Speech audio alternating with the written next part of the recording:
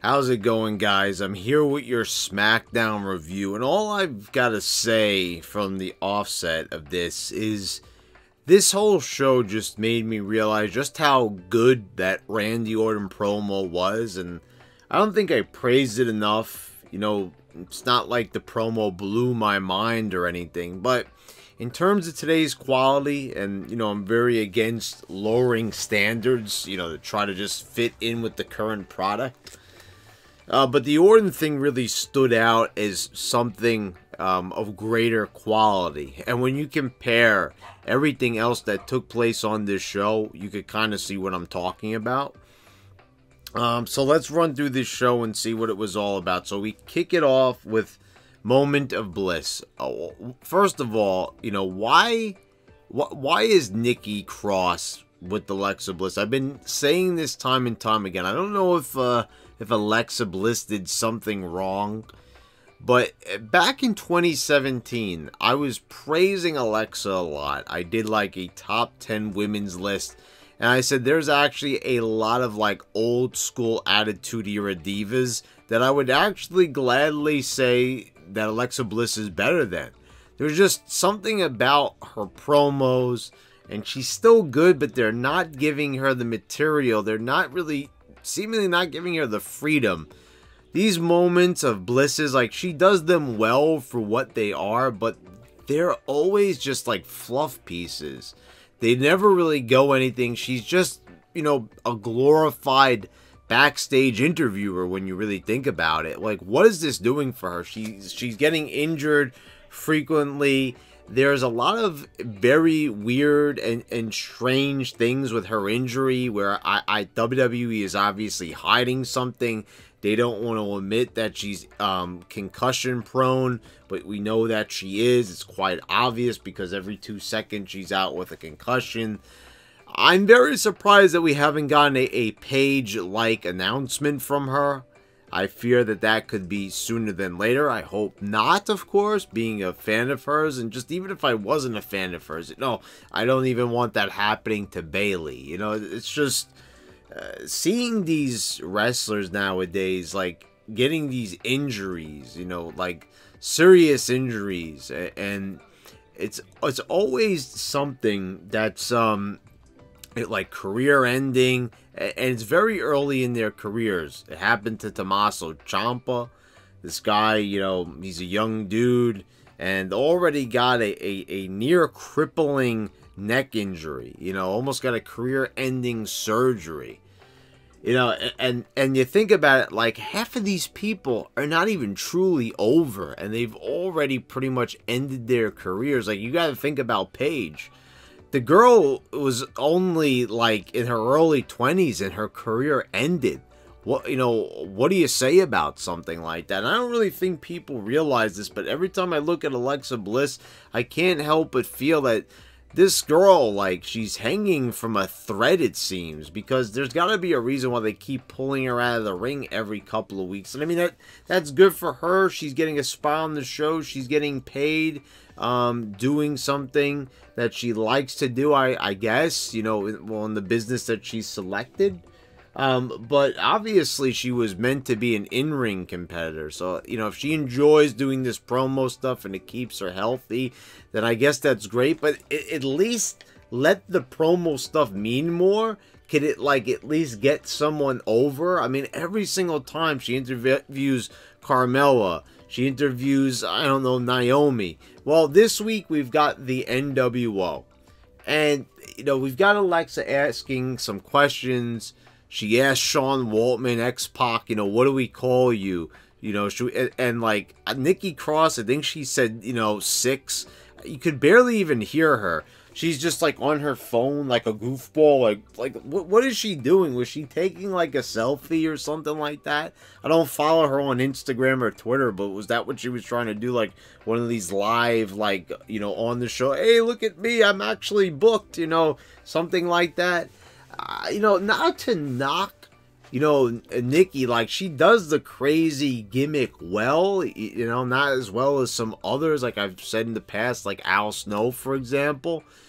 But she seems like she deserves more. This weird trying to make her like the nice girl, along with Alexa. Like, Alexa Bliss is a mean girl. She should be a heel. She was very successful in 2017. Seeing her pick on somebody like Bayley, it made sense. Now, Bayley was terrible back then too, but you get my point. Alexa Bliss was being booked the proper way, somewhat, I guess you could say. Like, they had at least her character down, or whatever it was. I was seeing more quality from her at that time that seemed like it made more sense in regard to Alexa as a character. Now she's just like the talk show girl. And what was up with Shawn here? Like, I'm talking about Nikki. I'm talking about Alexa, not being used to the best of her ability. How about Shawn over there? This guy, they're asking him what he should be called, and he goes like this. I don't know. How about call me Hall of Famer? Like, what? Okay, listen, Shawn, X-Pac, whatever. You're always X-Pac to me, but first of all, like, running through all his nicknames and everything, like, I get it, but, like, he, ha, ha, like, you just gotta say, like, is there a point to this interview? How about starting off with, like, a good question? Or can we just, like, cut to something good? First of all, like, Hogan's not here, which is just weird. Is Hogan a part of this induction? Because I'm gonna guess that he is, but the NWO without Hogan there is just not the NWO to me. I mean, Hogan is the founding member. He's the main guy. He's the leader of the group. So to not have him there in this spot just kind of makes it feel bland. That's no knock to these three guys here. Nash, X-Pac, and Hall, who appeared to represent the NWO. Shawn here coming off really cringy. With that, how about oh my god, and Nikki just like whatever she was doing over there on her phone and trying to like jump in with some comments that weren't even audible. Alexa Bliss then asked Nash about him beating Goldberg. He said that he had forgotten beating Goldberg. I don't know, somehow he forgot probably one of the biggest moments of his career. Something about this whole thing just felt weird. It was awkward. It wasn't well put together. I'm not for, like, segments being heavily rehearsed, but, like, it just seemed like they didn't know they were going to be asked these questions, and they were, like, struggling to be witty here. And, I mean, we're talking about Kevin Nash. If you want a good promo, Kevin Nash is your guy. So, okay, like, X-Pac, though, during the Attitude Era, I think he was, a bit more produced there with, like, Vince Russo helping him out with the promos. But, Kevin Nash is a guy that doesn't need help. You hear this guy in promos, you hear this guy in interviews. Larger than life. This guy knows what he's doing on the mic. So to hear him kind of like, try to be like, oh, I'm so old, I'm forgetting these things, it just didn't sound good. Anyway, Sami Zayn comes out, interrupts Scott Hall's portion. And then you look at this little, whatever this faction is called, with Sami Zayn, Cesaro, and Nakamurphy. You look at these guys, and then you look at the NWO, and you look at X-Pac, a smaller guy. But even X-Pac was still, how tall is X-Pac? Wasn't he still like 6 foot? I think he's 5'10", 6 foot, whatever it was. I've talked about this on a number of occasions. You look at X-Pac, and there was just something more. He had more of a look, a better presentation to him. He just didn't come off as small. He did look small when he did go against the man he's sitting right next to, Razor Ramon. However many years ago that was, like 25 years ago. He did, he looked small compared to Razor Ramon. But, standing there even with, like, Sami Zayn, Kevin Nash says that Sami Zayn looks like Seth Rogen, after having the flu for 2 weeks. Which, I mean, I see it. I didn't find that, like, particularly funny, but I kind of saw, where it was coming from. But like, here's the thing also. Like, I'm kind of thinking to myself, all right, The Rock used to insult people all the time. But a lot of times you have these legends, like, outright burying these people on the show. And it really just, you know, and I'm not, like, complaining, oh, you shouldn't have said that. You guys know how I feel about Sami Zayn. He's a goofball. He's definitely improved with his promos. I like the non-wrestling direction that they're taking him in. Obviously, he's going to be stepping back in the ring on Sunday for the Chamber. You know, well, the Chamber pay-per-view anyway for the handicap match. But you really saw, like, here, like, the insult, and it really fit, because it's like you see these three guys and then you see those three guys, and you look at Cesaro and you're like, okay, you know, Cesaro's got the, you know, the Jason Statham thing going on. But also, as he's walking to the ring, let's rewind a little bit more to the point where they start, you know, there's a brawl that ensues. Strowman comes out, Zayn gets thrown in the ring, and then, you know, Zayn puts Alexa Bliss in front of him, so, you know, the NWO won't attack him. Like, there's no possible way, you know, like, here's the other thing I have to say here, guys. With the whole women's revolution, everything like that going on, and Ronda Rousey and all this stuff. How is it that, like, oh, he put the defenseless woman in front of him, and it's like you still can't touch Sami Zayn? You just can't reach over and pull him? You know what I'm saying? This isn't exactly a situation where he's got, like, a gun to the girl's head or a knife to her throat or something like that, where it wouldn't be a wise idea to try to, like, tear him away. I'm saying to myself here, like, what's stopping them? But of course, it's, this imaginary world of wrestling that just looks totally goofballish, and it wouldn't have been this way like 2 decades ago, or even a single decade ago, perhaps. I keep forgetting, like, we're in 2020. This product hasn't been good in a very long time, so I have to kind of think, how many years has it been since they wouldn't do something like this? And it's way longer than I'd care to admit. But besides that, you've got Sami Zayn coming down to the ring, and he's talking about, enough of the past. He's like, you guys were great in '97, and, it's time to think about the future. And, you're looking at the future, and then he says, Naka Murphy, Sami Zayn, and Cesaro. Okay, I've said this a number of times. I like seeing these guys on the show. I'm not going to cry about Goldberg winning the title. I said that's good. I'm looking forward to seeing Roman Reigns and Goldberg and seeing how that match turns out. Whatever it is, even if it ends up not being such a great match, doesn't matter. It's the spectacle. Those guys coming down to the ring. Those guys staring at each other. It's going to have bad build. It's going to have terrible build. But it's still going to be something worth watching. And people are going to tune in to see that more than see The Fiend, which is a terribly built character, versus Roman Reigns. They rather see Goldberg, which is, a guy that actually was responsible for selling out an arena. People know Goldberg. The photo of him on Instagram with the belt was their most liked photo. You got to think. The photo on Instagram of The Fiend winning the belt didn't get as many likes. So who do you think was the wiser choice? I think you could kind of figure that one out if you're being honest with yourself. So, yeah, so I always said, they got to think about the future. Okay, no one's in the position now to be a future star because they said that there's not going to be any more stars that supersede the company in terms of worth, which is really stupid because you can't have 50-50 booking the whole way through. Not everyone is equals, Shorty G, it doesn't have the same worth as a Fiend. And Drew Gulak doesn't have the same worth as a John Cena. So, take the 50-50 booking for all it's worth, but it's not a good idea to keep going that way. But you could keep bringing out these old acts.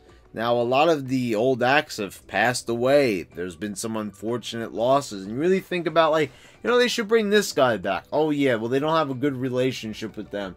Or, okay, well, now that guy is in AEW. That legend's in AEW. Oh, you know, well, they're on bad terms with that guy. You know, so they don't really have a lot of possibilities anymore. So they could get Hogan now that they made up with him.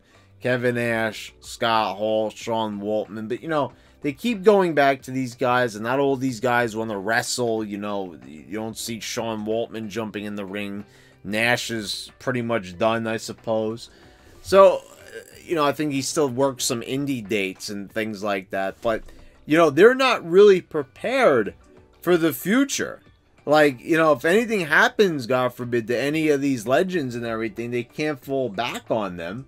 You know, or they do retire and they're completely satisfied with the amount of money they've made and they don't have the itch to get back in there. They're screwed. They have nobody. And we can keep, you know, bringing out these legends year after year, but you got to think, eventually that's going to stop. Eventually these guys are, you know, they're going to be too old to be in these spots anymore to get in the ring.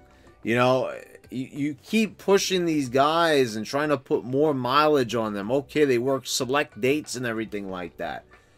But how about these guys? You have some guys here that are really good, like Elias, Baron Corbin.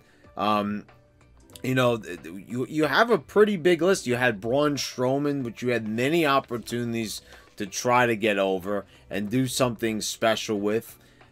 There's been a lot. You even have people on the roster that were there that are younger that you still didn't do anything with. Jeff Hardy, for example. Rey Mysterio's there. You're still not doing anything particularly interesting with him.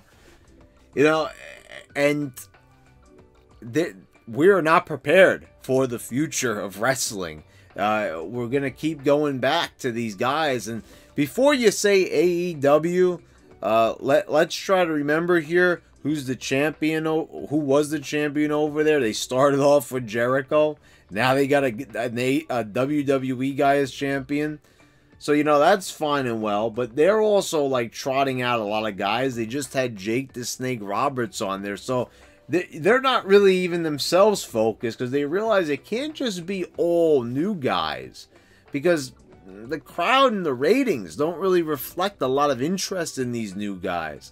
But somehow they don't realize that they have to build these new guys first. And they've done a really terrible job. So, okay, so let's go back to what I was saying, because I want to get past this segment. I've been talking about it for a while. But Cesaro, he's saying it is the future. This guy he's been in the indies for a while. He's actually been on the main roster since 2012. He first appeared on SmackDown. Remember, he won the U.S. Championship and all that in a very forgettable reign? Guys, the future, he's been there for 8 years, almost a decade. Is he the future still? Like, you know, think about how long Stone Cold was in the WWE. Cesaro really has had a longer in-ring career, I believe, than Stone Cold, because I've been watching this guy in Ring of Honor back in 2005 when he was Claudio Castagnoli, you know, teaming with Chris Hero, and they were doing the CCW invasion angle, right? So this guy, he's been there for a while, and he's been in WWE for 8 years, which is way longer than Stone Cold's in-ring career. I mean, and most people who have spent 8 years in WWE, if they had been kept for 8 years, that means that they have some value. They would mostly be over. They've had many accomplishments, many, you know, memorable moments. Cesaro, I really can't think of any memorable moments with him. He did body slam the Big Show over the top rope at WrestleMania, but that's not really a clip that we go back to a lot and look at, because we remember after he won that Battle Royal back in 2014 at WrestleMania 30, they didn't really do a whole lot with the guy. They kind of gave up on him. He had a short stint as a Paul Heyman guy, and then he was pretty much brushed to the side. Then Vince McMahon said that, you know, that the guy is not over. He doesn't have enough personality. He didn't have enough confidence in him. So, you know, it goes without saying that this is a guy that has struggled. Obviously, they're keeping him around. They see something in him, and I do too. But, you know, he's still the future after 8 years. You kind of see the ridiculousness in that statement. So, I'm just saying that this right here really just illustrates a lot about WWE. It's cool to see the NWO. This really wasn't the best exchange, you know, on the mic, really. And I think most people would agree with that. Maybe not. Maybe that's enough for people. They might have found the Seth Rogen comment satisfying enough. And it wasn't really terrible. But, I mean, I couldn't help with the Sami Zayn quips there about the future and everything. That it's just really interesting. Because I'm looking at a guy like Kevin Nash, who is established, who is over, who's had many different... you know, when he beat Goldberg with the taser, you know, with Scott Hall's assistance at Starrcade 98, that was super over. Nash had so much heat on him for beating one of the most over guys in WCW, which made him even more over than Nash already was, being with the NWO and all the stuff he had accomplished up to that point in both the WWE and in WCW. So, you know, hearing like the future, I just have to snicker to myself and say, man, there is no future. There's no future for any of these guys. They're just, you know, they're doing spots, they're having matches, they're having 20-minute matches that no one even remembers a week from the night that it happens. So, you know, you could just pretty much make an inference about how many of these careers are going to go. No one remembers Nakamura's match against AJ Styles at WrestleMania. He won the Rumble. He didn't even go on last. The match wasn't even that great. After the Smarks herald the match before it even happened as an instant classic. Anyway, let's move on. We've got Sasha Banks and Bayley defeating Lacey Evans and Naomi. They basically did a reverse of what happened last week. Then backstage, we've got Bayley doing, you know, that's what I'm talking about. I take back what I said about Sean Waltman being kind of cringy. You know, I also forgot what Sean Waltman did. What's up? What's up? Kept doing that. Like, okay, Sean, yeah, who you are, Truth. What's up? Anyway, I'm an X-Pac fan, guys. I like the guy.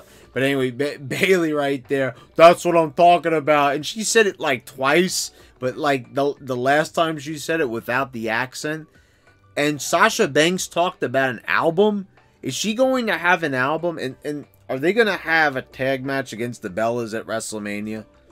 Oh my God. Anyway, you know, and the funny thing is, going into that, I know a lot of people are probably going to be, you know, talking a lot of garbo about the Bellas when they should be talking about Bayley and Sasha Banks. You know, Sasha Banks is not good at promos.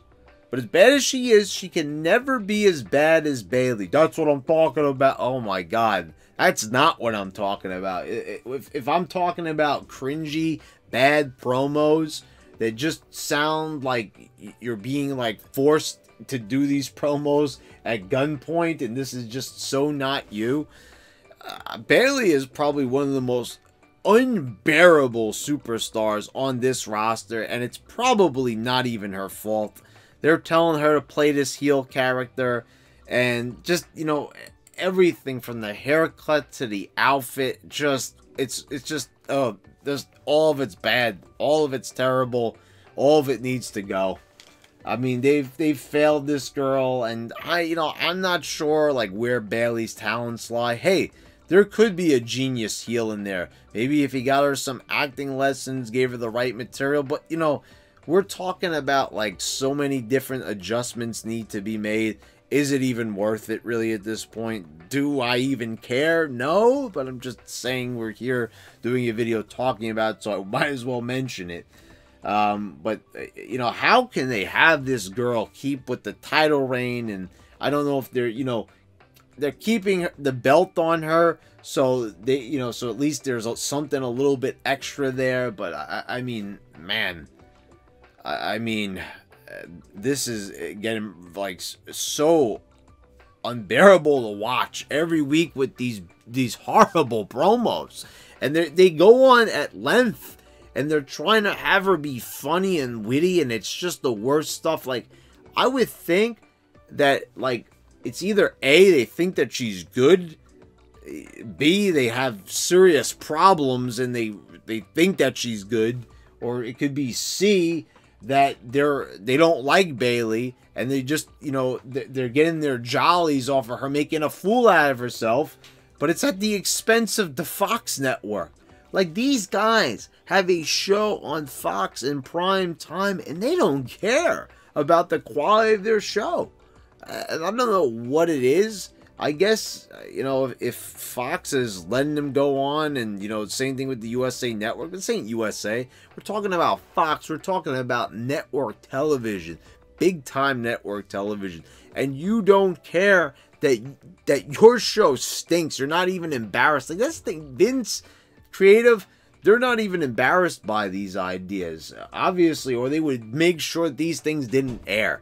But they do air, unfortunately, and they don't seem to care all that much. They're like, yeah, you know what, Fox doesn't, you know, that's the thing. If Fox really cared all that much, this would change.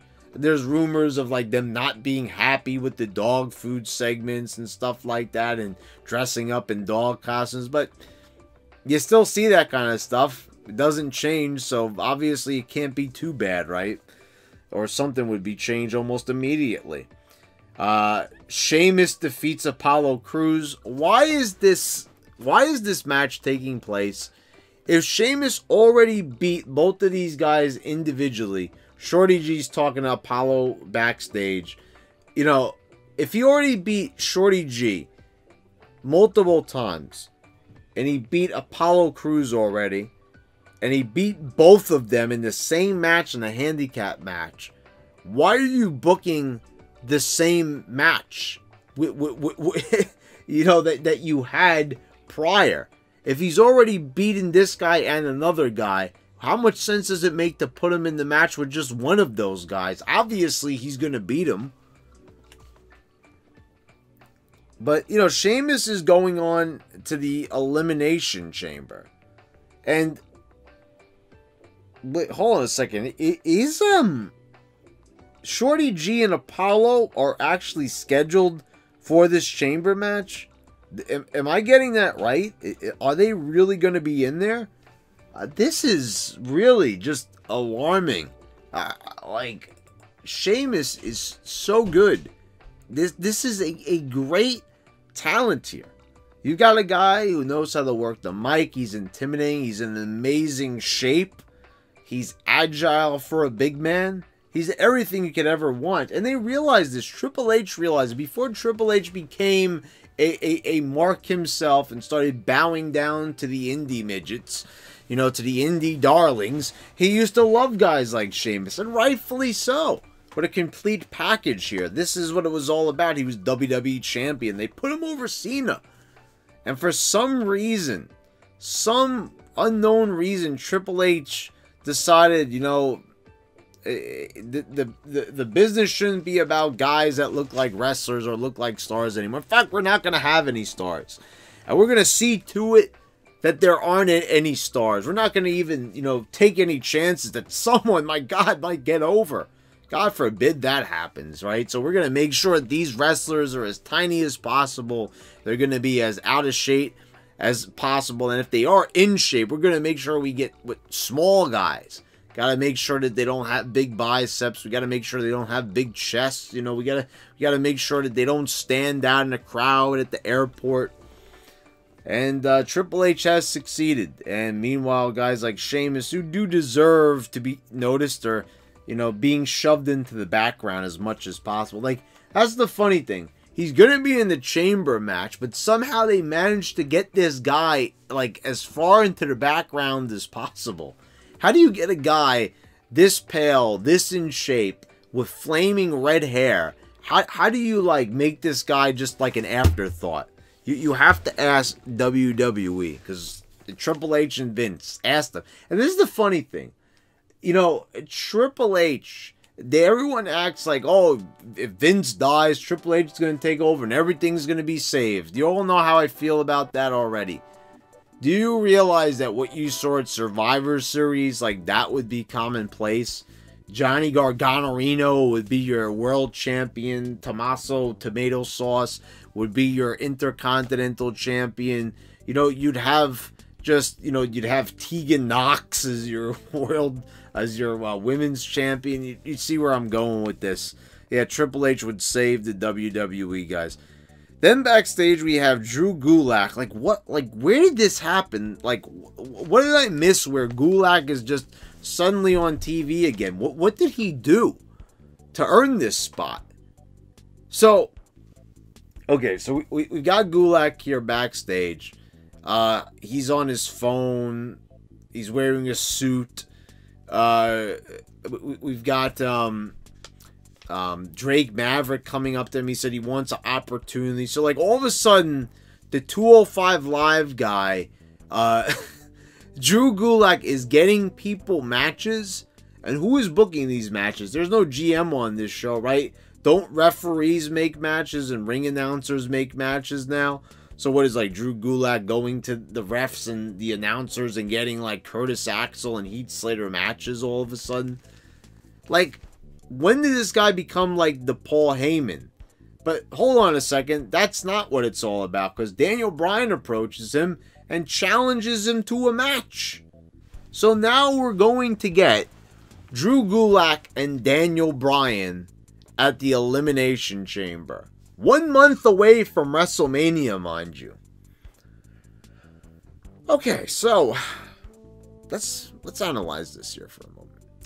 What was Daniel Bryan doing on the pay-per-view prior to this one? No, not Saudi Arabia. He didn't go to that show.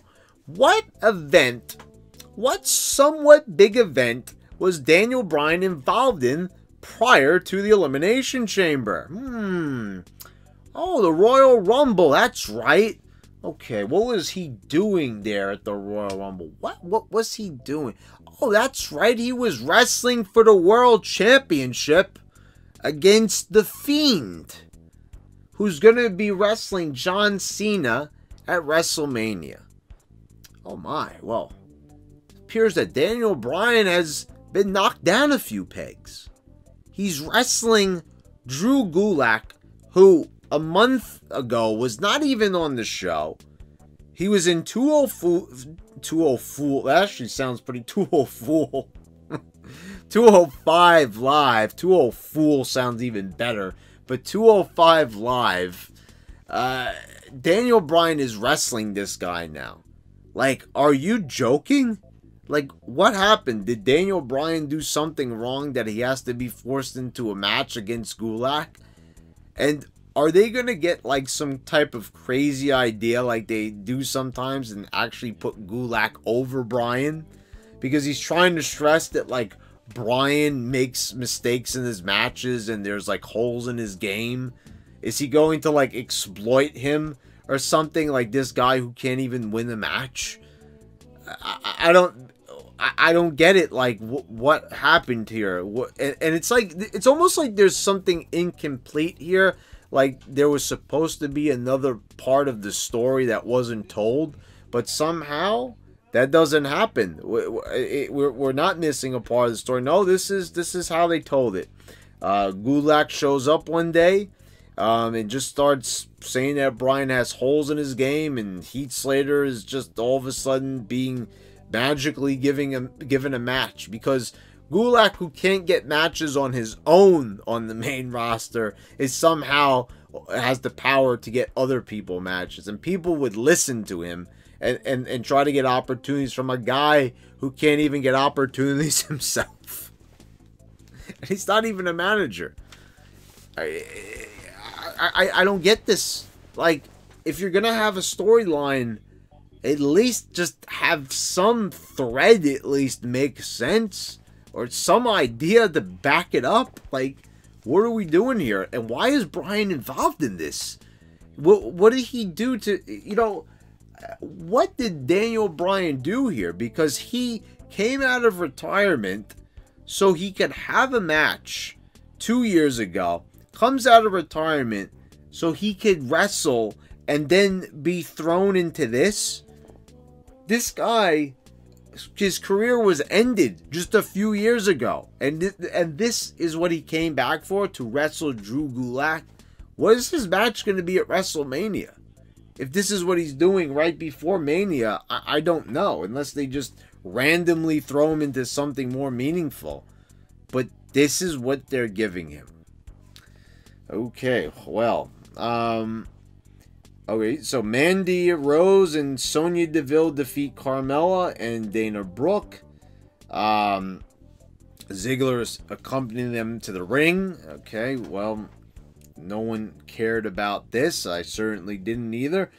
Bray Wyatt cut a promo. I thought that this was pretty entertaining. You know, that's it for Cena. You know, he's back to Hollywood.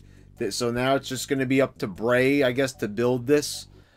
I don't get this. So, like, Cena came back. That's it. Just one promo, pointed the sign, and we're basically off to the races.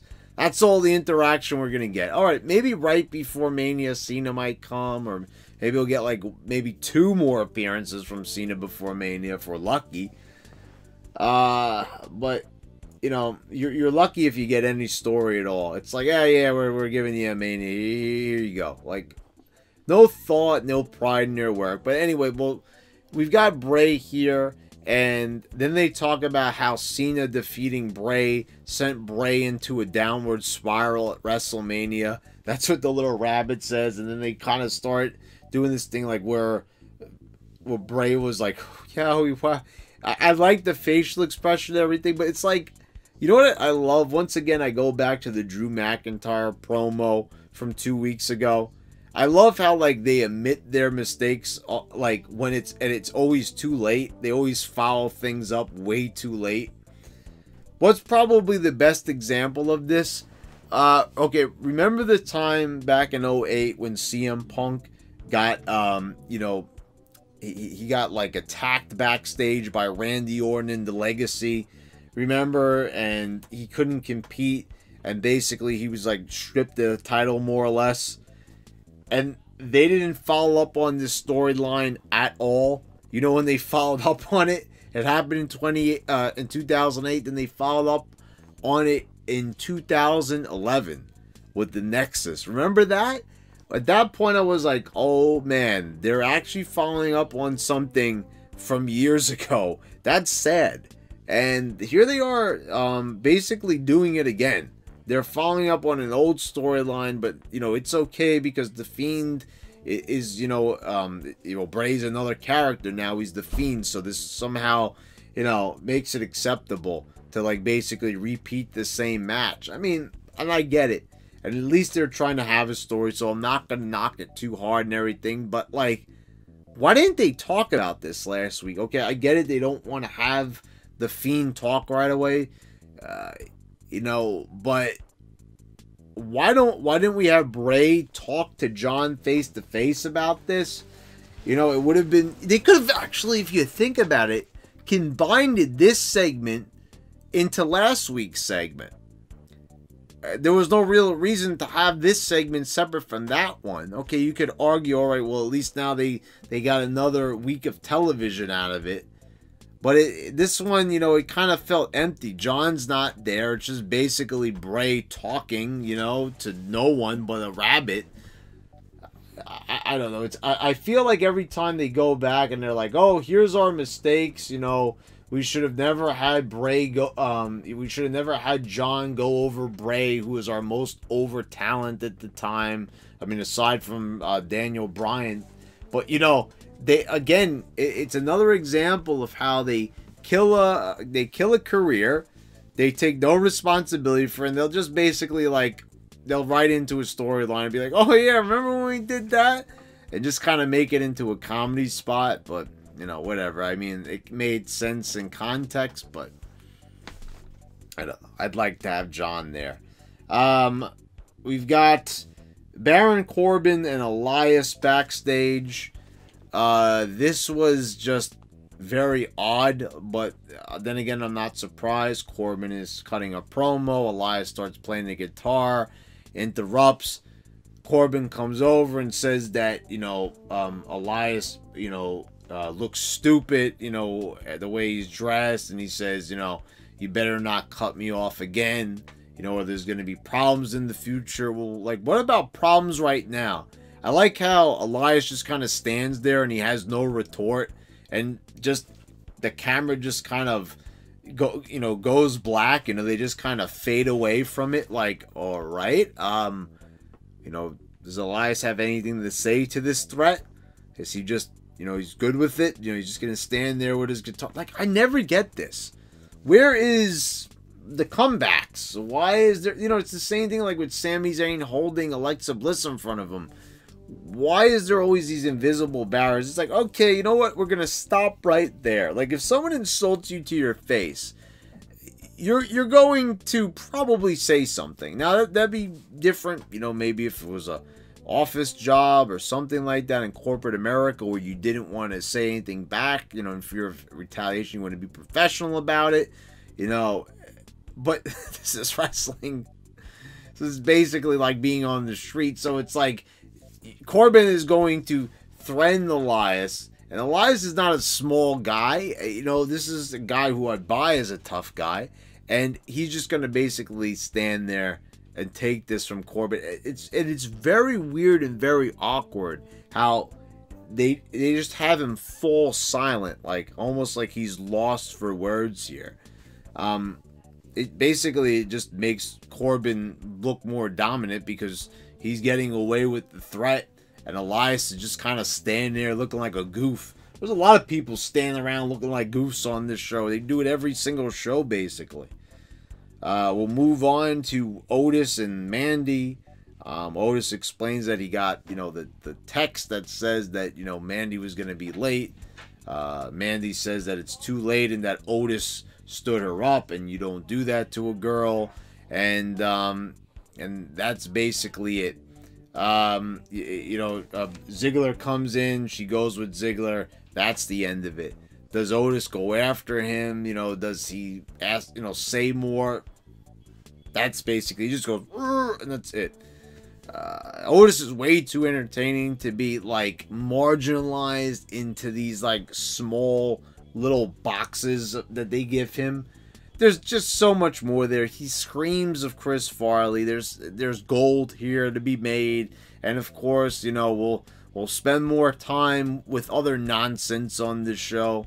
You know, it will attribute more nonsense, you know, time to the nonsense, but we won't give it to the ones who truly deserve it, who are standing out and obviously have money and ratings written all over them. Or at least they would just be more entertaining than the other things that we're seeing.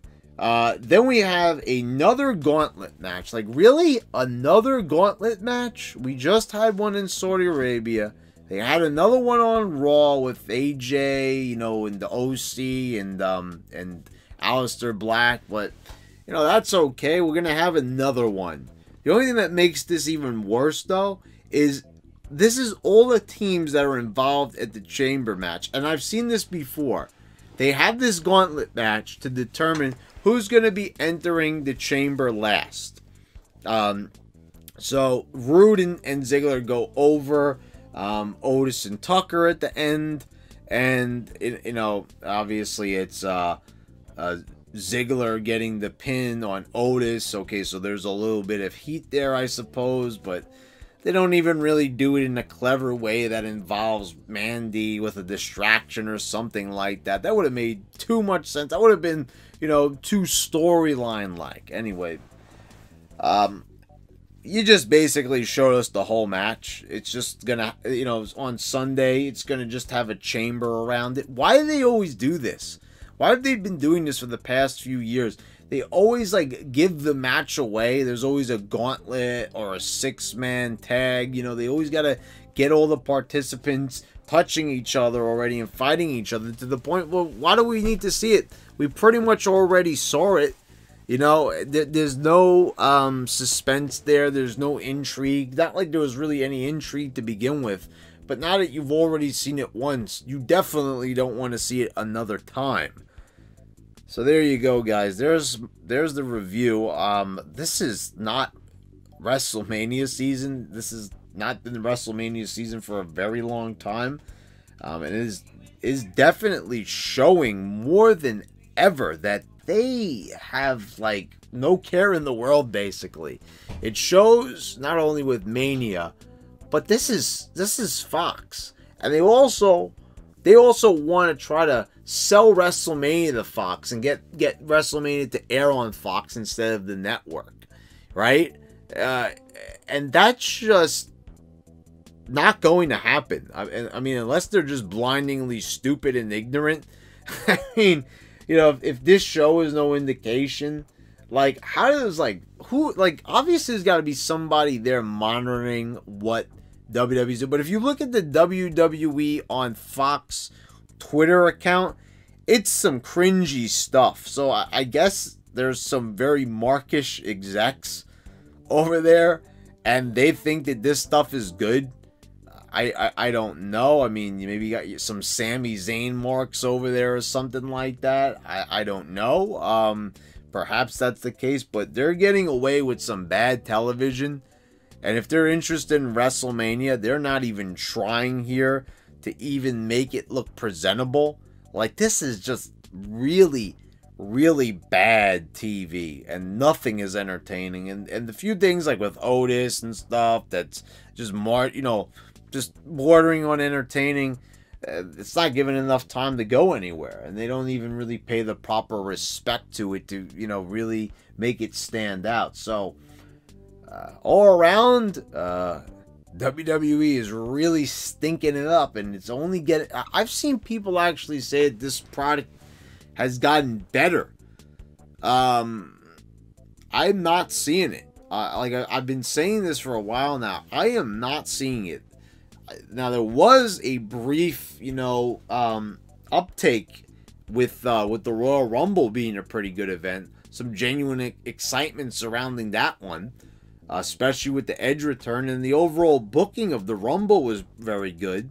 There were some examples. You know, the Orton promo was good on Monday. It told a good story, but there's not enough here to really say that WWE's on the right track. They're doing everything else that I haven't mentioned wrong, or I did mention this review and on Monday. You know, just a few things, you know, every couple of months that they're getting right. Everything else they're getting completely wrong, and, you know, whatever it is, if you want to say it's right, I say it's wrong because I just think it's bad. But anyway, guys, I hope you all enjoyed the review. Please subscribe if you haven't already, and click the bell so you get all the notifications when I post my new videos. Guys, thank you all for watching. I'll see you next time.